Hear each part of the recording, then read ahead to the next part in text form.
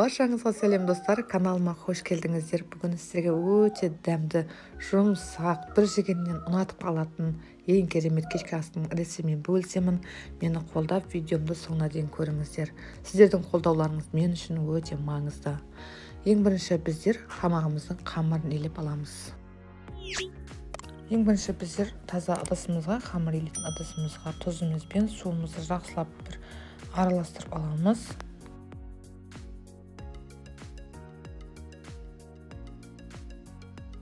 Және де оның үстіне бір жұмыртқамызды салып, жақсылап тағы бір араластырып аламыз.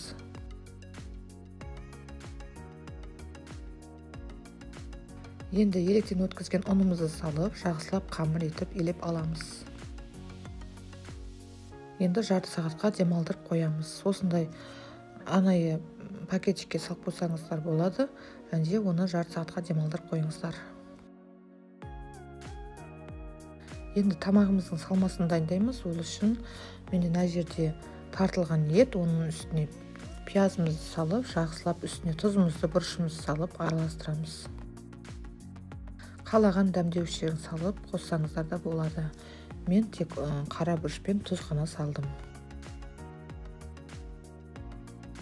Бұл ерекше тамақты пісіріп, мен отбасымды таңғалдырдым. Өзіме де қатты ұнады. Сіздер де дәл осы рецептпен пісіріп көріңіздер. Міндетті түрде сіздерге ұнайды.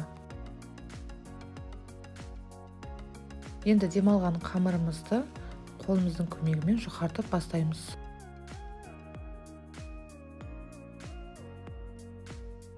Менің каналымды қолдап, жақындарыңызбен бөліссеңіздер, және де лайк, комментарий қалдырсаңыздар, сіздердің қолдауларыңыз мен үшін маңызды. Сондықтан каналыма тіркелмесеңіздер, міндетті түрде тіркеліп алыңыздар.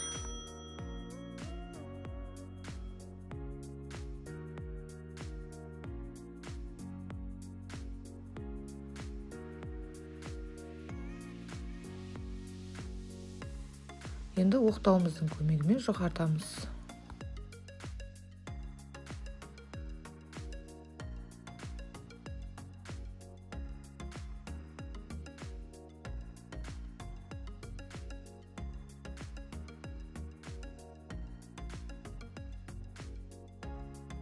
Қамырымызды өте жұқа етіп жайып жібермейміз. Мантының қамырында етіп жұқартсаңыздар жеткілікті.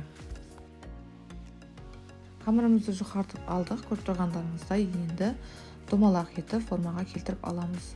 Қалаған нәрселеріңізбен осылай кессеңіздер болады.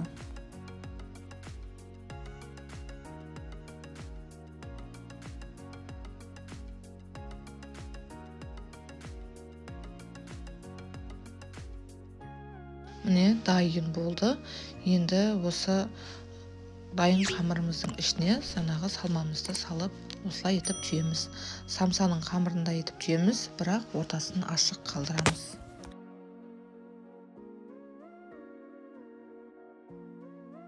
Шеттерін осылай қаттырақ етіп түйіңіздер, сол кезде ашылып кетпейді.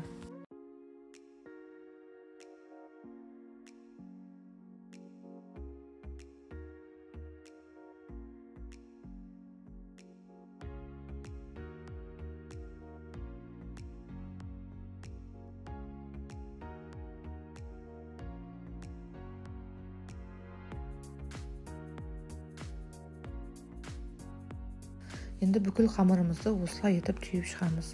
Жаңағыдай артық қалған қамырымызды кеспе етіп кесіп қойсаңыздар да өте дәмді болады, және де өздеріңізге де ыңғайлы.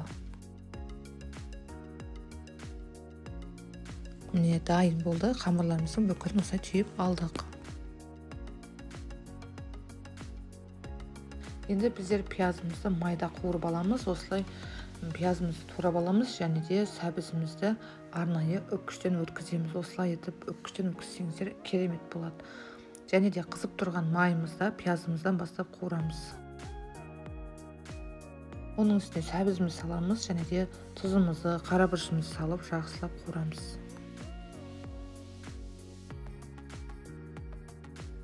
Мен әдемі дәм беру үшін бір үштік қана чеснок қостым. Қалауыңызша қоспасаңыздар да болады. Қуырылған пиязымыз бен сәбізіміздің үстіне аз мөлшерде су құямыз, және де қайнауын күтеміз. Міне тамағымыз қайнап шықты. Енді түйіп алған қамырларымыздан бастап салып бастаймыз. Қамырларымызды салған кезде қорықпаңыздар, ол ешқандай да бір-біріне жармаспайды.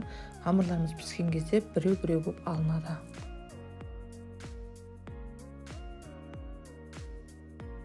Енді қазанымыздың крышкасын жауып, жарты сағатқа қоямыз. Міне экранда көріп тұрғандарыңыздай қамырларымыз дайын, ешқандай да жармасқан жоқ, біреу-біреу болып алынып жатыр. Өте дәмді болды. Иісін айтыңыз. Сіздерге де осы тамақты пісіріп көруге кеңес беремін, және де сіздерге де ол тамақ ұнайды. Менен жаңадан рецепт күтіңіздер.